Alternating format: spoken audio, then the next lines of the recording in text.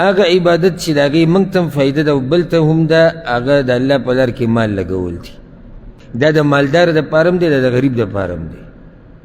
دا صرف د مالدارانو دپاره نه ده، دومره دی چې مالدارانو ته موقع ډېره ده او مالداران یې د ډېر حده پورې کولی شي. غریب دی به هم څه نه څه د الله په لار کې لګوي. 15 ریال طاقت دی، 1 ریال، 2 روپۍ، 3 روپۍ، 1 ډوډۍ، 2 ډوډۍ، دا خو طاقت کېږي که نه. او ډېر لږ خلک به زموږ په معاشره کې چې د هغوی به د دې وس نه رسي، شتي پکې داسې هغه لږ دي.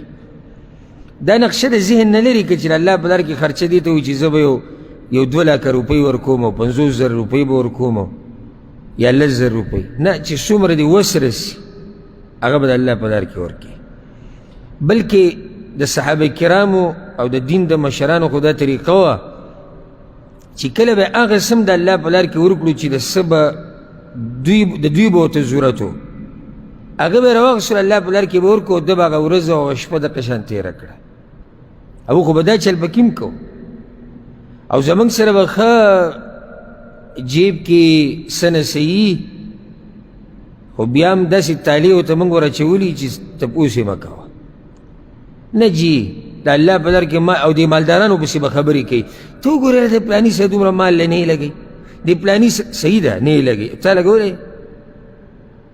تا چې ته لګولی د الله په لار کې مال شو، دا تپوس دې وکړه.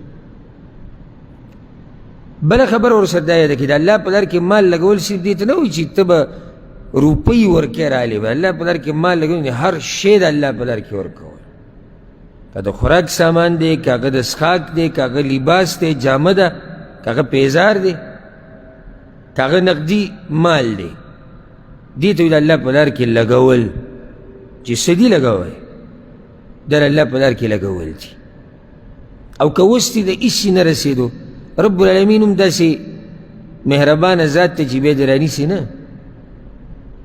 هغه تا په دې نه رانیسي چې تا ولې نه دي ورکړي او ستا وس نه وي. خو دا راته حقیقت ووایمه، په دې ومانه خفه کېږئ نه چې انتهایي پښتانه په دې باب کې کمزوري دي.